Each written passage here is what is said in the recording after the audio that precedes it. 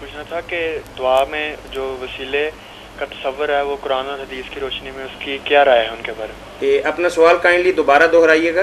دعا میں جو وسیلے کا تصور ہے قرآن اور حدیث کی روشنی میں اس کے بارے میں پوچھنا تھا. یعنی دعا کے اندر وسیلے کا جو تصور ہے وہ قرآن و حدیث کی روشنی کے اندر بھائی کہہ رہے ہیں کہ مولانا سے عرض کیجئے کہ واضح فرما دیں. دعا میں ایک وسیلہ تو ہے کہ اللہ تعالیٰ کے اسماء حسنہ کا واسطہ دیا جائے. انک انت الغفور الرحیم، انک انت العزیز الحکیم. یہ تو قرآن کی دعائیں بڑی پڑی ہیں، رسول اللہ علیہ الصلوۃ والسلام کی دعائیں جہاں پڑھ رہے ہیں کہ اللہ تعالیٰ سے اس کی صفات کا واسطہ دے کر دعا کی جائے. یہ تو بہت اعلیٰ. اللہ تعالیٰ فرماتا ہے فضو بے، اللہ کے پاک نام ہے ان کا ہی حوالہ دو کہ تو رازق ہے، رزق دے، تو علیم ہے، مجھے علم دے.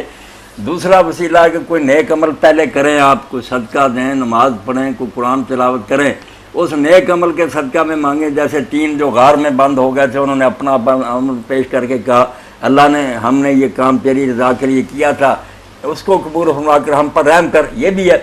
اور تیسرا ہے کہ آپ درود شریف پڑھیں اللہ کے رسول پر. اپنی حاجت عرض کرنے سے پہلے اللہ کے رسول علیہ السلام پر جو درود شریف پڑھنا، یہ بھی دعا کی قبولیت کی ضمانت بن جاتا. ایک وسیلہ ہے کہ ہم دعا میں کہتے ہیں اللہ تعالیٰ اپنے رسول علیہ السلام کی طفیل، ان کی برکت سے، ان کے وسیلہ سے، ان کے واسطہ سے ایسے ہی اولیاء اور نیک لوگوں کا واسطہ دیتے ہیں. یہ قرآن حدیث میں نہیں آیا. باقی یہ جائز ہے یا ناجائز، اس بارے میں زیادہ علماء تو کہتے ہیں جائز ہی ہے. یہ بھی عمل کا ہی وسیلہ، صرف لفظوں کا چکر ہے.